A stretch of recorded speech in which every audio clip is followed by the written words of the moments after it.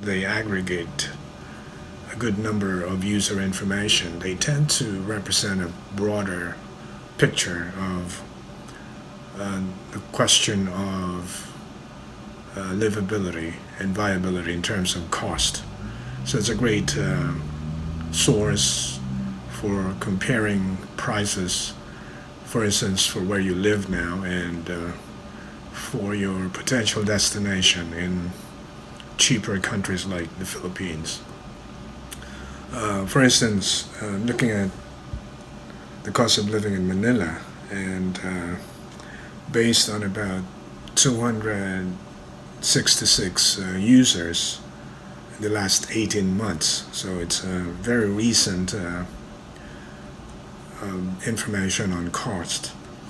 A four-person family can spend about $1,762 or 93,000 pesos without rent per month. A single person can spend about $524 without rent. And the cost of living index in Manila is 60% lower than in New York City. So that's comparing to New York.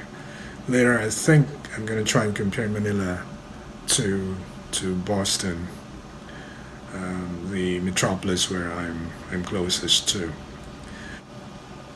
So, in general, comparing Manila to Boston, consumer prices are 54% lower in Manila. Consumer prices, including rent, 63% lower than in Boston. Rent prices 75% lower than in Boston. Restaurant prices 70% lower than in Boston. Groceries in Manila are 61% lower. Here's a sampling of the cost of eating out and the like. Meal in an inexpensive restaurant is about $15 in Boston.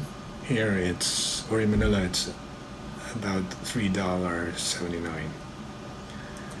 A meal for two people, mid-range restaurant, three-course meal, 68 pesos in Boston, about $19 in Manila.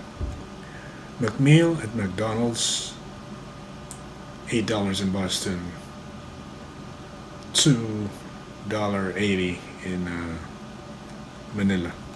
Domestic beer, $6 in Boston, $1.14 in Manila. Coke, Pepsi, I thought these should be priced the same, but apparently not. In Manila, a 12-ounce small bottle of Coke is $1.87. That's only 66 cents in Manila. Milk, however, is more expensive. It looks like in Manila, $5.68 per gallon, $3.24 in Boston per gallon. Rice, 44 cents per pound in Manila, $1.87 in Boston. 1 pound or 1 kilo is 2.2 pounds, so that sounds right, about 40 to 50 pesos per kilo in Manila.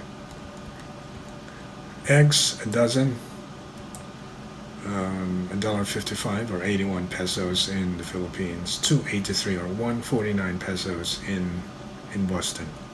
So a little more expensive there, here in Boston. Chicken breasts, $5.70,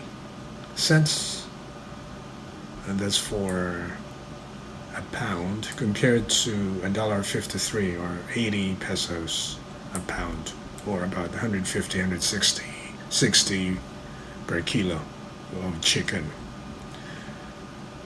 Beef is $2.56 per pound, compared to $7.31 in Boston. Fruits cheaper in the Philippines, quite expectedly. 57 cents for a pound of banana compared to 69 cents. Not significant. But for oranges, it's $1 in the Philippines compared to $3.38 in Boston.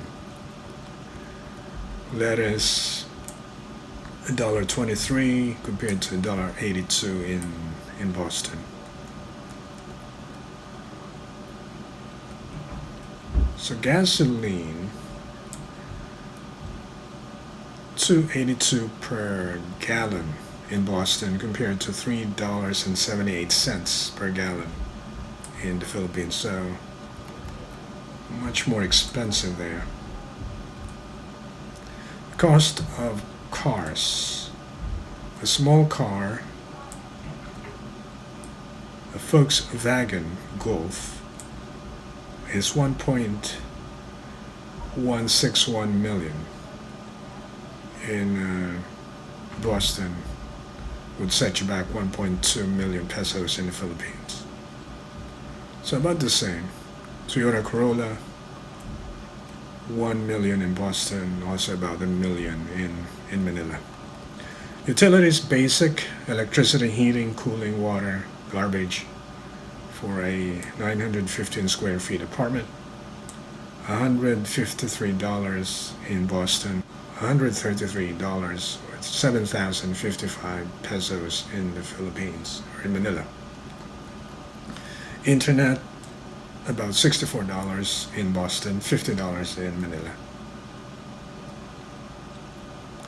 Childcare, preschool, full day, private, monthly for one child, about $1,777 in Boston, $175 in Manila. And if you have family, nieces, nephews, lolas, uncles, aunts, then it's practically for free in Manila.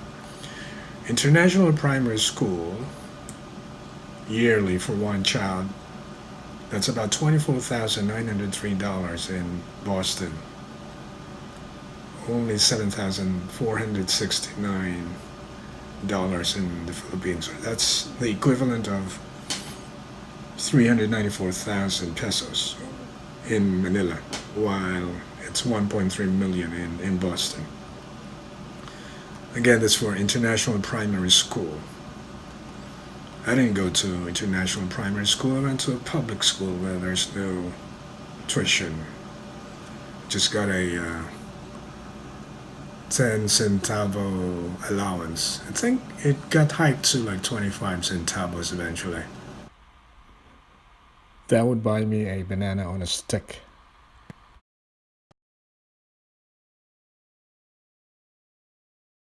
If you need 120,000 pesos per month in Manila, assuming you rent for housing, you need around 72,781 pesos in Iloilo to maintain the same standard of living. So a very significant drop. The rent prices in Iloilo are 76% lower than in Manila. Consumer prices are 23% lower. Consumer prices including rent, 39%. Restaurant prices, 21% lower. Grocery prices, 26% lower. And restaurants about the same, 200 if you're eating in an inexpensive restaurant for one person. For two people, mid-range, 3-course meal, set you back 600 pesos in Iloilo compared to like 1,000 pesos in Manila. So that's like 40% less. At McDonald's, you eat a McMeal for 130 pesos in Iloilo compared to 150 in Manila. So significant differences, but most are similar actually. At least not as big a gap as between Boston and Manila. For a gallon of milk, $259 in Iloilo City, $299 in Manila. Rice is 20 pesos per pound in Iloilo, 23 pesos in Manila. So I don't think those are deal breakers in terms of their impact on your general budget. But what's significant is the cost of rent, where Iloilo is 76% cheaper. So a one bedroom in Metro Manila, as we said, could set you back 27,000 per month. In Iloilo, it could only be 6,000. Outside the city center, it's even cheaper, 3,625 in Iloilo, 10,818 in Metro Manila. Three bedroom in the city center in Metro Manila could cost you 81,000, which in Iloilo is only 14,000. Three bedrooms outside of the center, 24,000 in Metro Manila, 9,750 in the surrounding towns or outside Iloilo City. Salaries, the average monthly net salary after tax is 25,727 in Metro Manila, is only 14,250 in Iloilo. So people tend to earn much less in the provinces. So those are based on aggregate data, as I said, and they tend to give you a bigger perspective on the prices. And as I said, if you actually own property there, then it's a huge deal because rent eats up significant chunks of the monthly budget. In my case, as I said, I built a home there, and the months I'm there, at least in the last few years, I remember spending only about like 22,000 pesos for my personal budget. That doesn't include special expenses like going out with the whole family to an island resort, that kind of thing. But for food and utilities, water, electricity, internet, monthly groceries, I could bring it down to like 22,000 pesos a month, living by myself. That actually, I think, includes like weekly drinking sessions with a few friends down the corner sari-sari store, So it's not expensive if you don't have any big family, or if you're not sending somebody to school. If you have a child who you send to a very expensive school, obviously there will be a significant cost issue. But if you're retiring and you don't have any obligations, then you can, $800 from Social Security or $1,000 from Social Security, if you own a home, would be quite sufficient.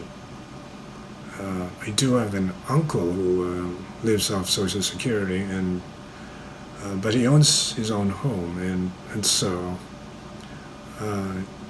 cash is pretty sufficient in terms of his needs for food and basic necessities.